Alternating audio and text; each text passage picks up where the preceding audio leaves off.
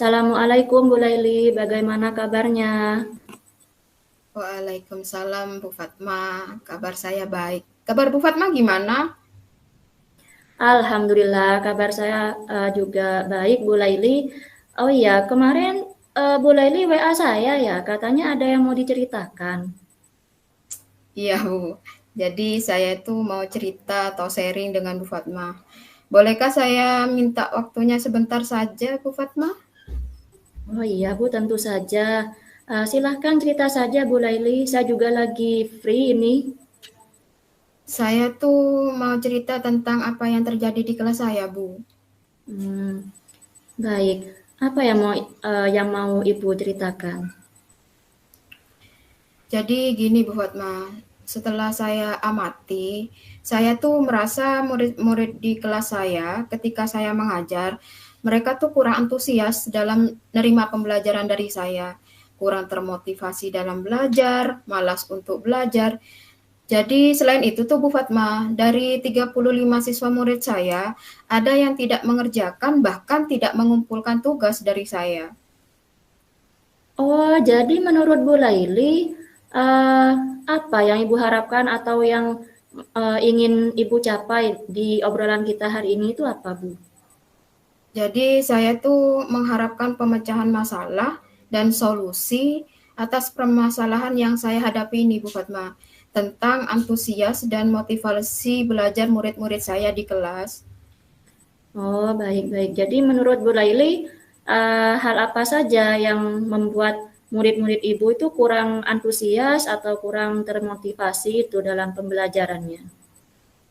Kalau saya ingat-ingat kembali, hal yang menyebabkan murid-murid saya kurang antusias dan kurang termotivasi itu yang pertama, jadi mungkin pembelajaran saya tuh seperti sedikit membosankan Bu Fatma. Jadi terlalu monoton, saya terlalu dominan untuk berbicara, bercerita di depan murid-murid saya. Yang kedua, mungkin saya itu kurang memberikan kesempatan untuk murid saya itu untuk bisa berpendapat dan ikut berperan aktif berbicara pada pembelajaran saya. Gitu Bu Fatma. Oh, seperti itu. Nah, kira-kira nih, apa saja yang dapat membuat murid Bu Laili itu antusias dan termotivasi dalam pembelajaran Ibu? Menurut saya, murid-murid pasti menginginkan pembelajaran yang mengasihkan, menyenangkan, tidak monoton, dan pastinya tuh tidak membosankan. Nah, itu saya juga sependapat dengan Bu Laili. Lalu menurut pendapat Ibu nih, apa saja yang ini Bu, yang supaya murid-murid Ibu itu merasa asik, senang, dan merasa tidak bosan gitu dengan pelajarannya? Menurut saya pembelajaran tuh harus berpusat pada murid. Jadi murid itu diminta untuk aktif dalam pembelajaran, kemudian mungkin adanya ice breaking ataupun games supaya pembelajaran tuh lebih menarik dan selalu berinovasi. Jadi pembelajaran saya tuh tidak monoton. Mungkin begitu. Nah, ini nih, selanjutnya Bu Laili, mengenai tugas yang diberikan kepada murid-murid Ibu itu, eee, apa Bu penyebabnya? Sehingga kurang antusias dalam, ini Bu, dalam mengumpulkan tugas? Kemungkinan karena tugas saya tuh terlalu banyak, Bu. Jadi tanpa saya memberikan sumber belajar yang beragam dan mengasihkan bagi mereka. Dan juga mungkin karena saya tuh tidak memberikan kebebasan kepada mereka. Jadi mengumpulkan tugasnya tuh dalam bentuk berbagai sesuai minat atau bakat mereka. Oke. Dan Bu Laili, kalau boleh saya tahu, Ibu tuh menggunakan sumber belajar apa saja ya, Bu? Saya Di itu kelas? menggunakan buku paket Bu Fatma, kemudian saya pakai yang ada di perpustakaan dan yang dipegang oleh murid-murid saya, begitu. Oh iya, Bu. Ada nggak Bu, sumber belajar yang selain buku paket? Atau yang selain yang tadi disebutkan itu?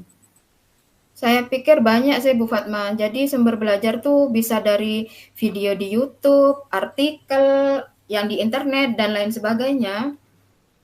Nah, ini betul nih Bu Laili. Saya yakin sekali kalau Bu Laili ini bisa menggunakan berbagai macam sumber belajar, bukan hanya buku begitu.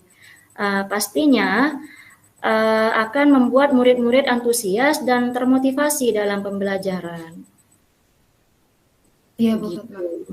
Ya, nah jadi sekarang ini apa rencana Bu Laili untuk apa ya, untuk menyelesaikan masalah ini?